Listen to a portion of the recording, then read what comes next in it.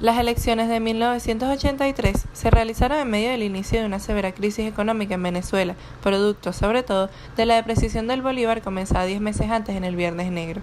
El gobierno saliente de Luis Herrera Campins tenía un alto índice de rechazo entre la población, que alcanzó una buena parte de su partido copeísta.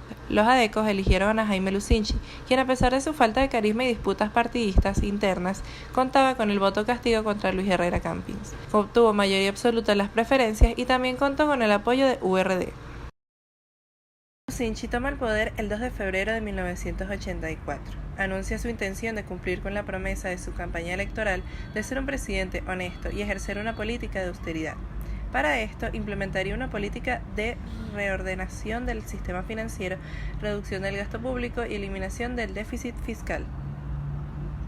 En su primer discurso presidencial, Lucinchi refleja mensajes de conciliación, pacificación y discreción. En lo que respecta a la deuda externa, Lucinchi afirmó: Venezuela pagará todo lo que se debe, hasta el último centavo. El panorama para su llegada al poder no era nada alentadora, puesto que Venezuela tenía una deuda externa al igual que una deuda interna, que reducía sus posibilidades de implementar soluciones para la grave crisis económica que atravesaba el país para estos momentos, y hace apenas un año de que la moneda había sido devaluada. El Plan Séptimo de la Nación. El Plan Séptimo de la Nación de Jaime Lucinchi tuvo un objetivo central, el cual fue dinamizar el crecimiento económico y profundizar la democracia en su dimensión política y económica e ir incorporando a grandes sectores de la población. Clientelismo y proteccionismo. El proteccionismo es una política comercial que tiene como finalidad proteger la industria nacional ante la competencia extranjera, mediante la aplicación de aranceles u otras restricciones a la importación. Y el clientelismo es una práctica política mediante la cual un individuo otorga favores o situaciones de privilegio a cambio de apoyo político y electoral. Disminución de las reservas internacionales. Lo que hace Lucinchi para financiar el gasto y equilibrar las cuentas es sacar de las reservas internacionales, generando una inflación. Sin embargo, la inflación para esta época no era tan alta. El milagro agrícola. Al inicio del siglo XX, en la dictadura de Juan Vicente Gómez, comienza el boom del petróleo y entra una cantidad importante de dinero, pero los gobiernos nunca tuvieron la prioridad de diversificar la economía y esta poco a poco se fue centrando en el petróleo y el resto de recursos quedaron en el abandono. Lucinchi lo que buscaba era diversificar la economía y que la agricultura volviera a crecer. Estado paternalista. Lo podemos relacionar con la frase papá Estado, es decir, Jaime Lucinchi aplicó esto con fines electorales, para mantener así el pueblo feliz, subiendo la pensión, el sueldo, otorgando carros, una casa, y así el pueblo estaría satisfecho.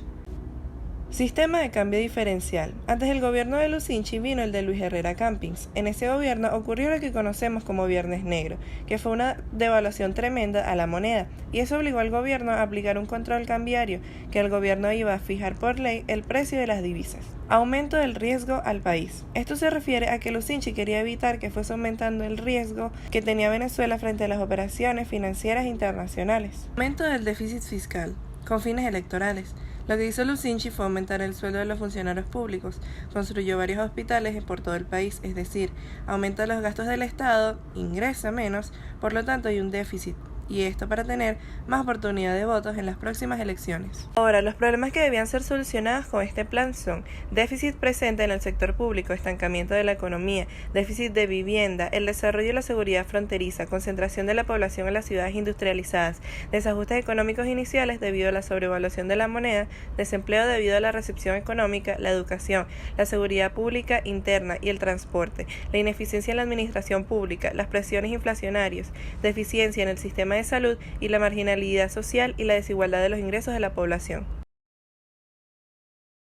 Insistió en la urgencia de una reforma integral del Estado para redimensionarlo y restituir su jerarquía.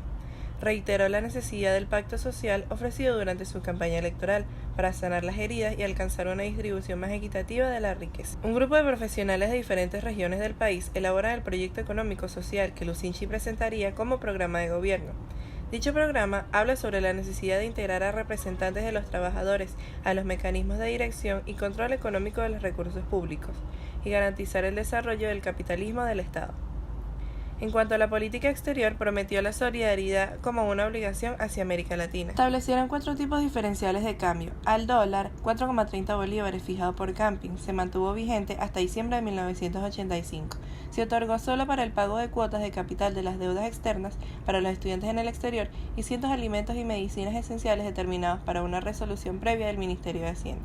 El dólar a 6 bolívares se concedió para la compra y venta de divisas de los sectores petroleros y del hierro, y del 7,50 bolívares para las transacciones comerciales y financieras de los sectores públicos y privados. Para las actividades restantes, el dólar fluctuaría de acuerdo con la demanda. Dio la voluntad de devolver la autonomía financiera a la industria petrolera para asegurar sus inversiones y futuro desarrollo.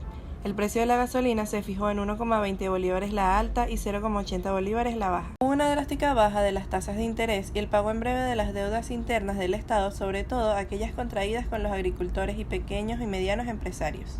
En septiembre de 1984, Lucinchi anuncia desde Nueva York que iba a pronunciar un discurso ante la Asamblea General de la ONU, un acuerdo con la Banca Internacional mediante el cual se establecerían las bases para un convenio del financiamiento de la deuda externa. A fines de noviembre, el Ministerio de Cordiplan presentó al Congreso los lineamientos generales del Séptimo Plan de la Nación. La presentación del plan desató fuertes críticas, en especial por parte del sector empresarial, viéndose prontamente truncada su realización, lo que conllevó la renuncia del Ministerio de Planificación, Luis Raúl Matos Azócar. De un equilibrio social, se anunció un bono compensatorio de transporte de 100 bolívares mensuales para los asalariados de menos de 3.000 bolívares mensuales durante un periodo de 2 años, al igual que el establecimiento de comedores industriales y la promesa de incrementar en un 10% la nómina de las empresas para el próximo semestre. El 9 de agosto de 1987 tuvo lugar un acontecimiento conocido como la crisis de la corbeta Caldas, en donde una nave militar colombiana irrumpió en el Golfo de Venezuela. Entre sus obras públicas se encuentran la ruta del metro de Caracas, Caricuao al Silencio, el inicio de la construcción de la carretera Oriente, la represa del río Turimiquere y la construcción de la urbanización Juan Pablo II. El gobierno de Jaime Lucinchi finaliza con gran popularidad, siendo elegido como sucesor un representante de su mismo partido, Carlos Andrés Pérez. Lucinchi se incorpora al Congreso como senador vitalicio por su condición de expresidente, según el ordenamiento de la Constitución de 1961. En 1993, la Corte Suprema de Justicia dio luz verde para el procesamiento del expresidente, tras hallar indicios de corrupción. A raíz de esto, se traslada a Costa Rica y Miami, donde residió. Y años más tarde muere en la ciudad de Caracas a los 89 años de edad por una severa infección pulmonar.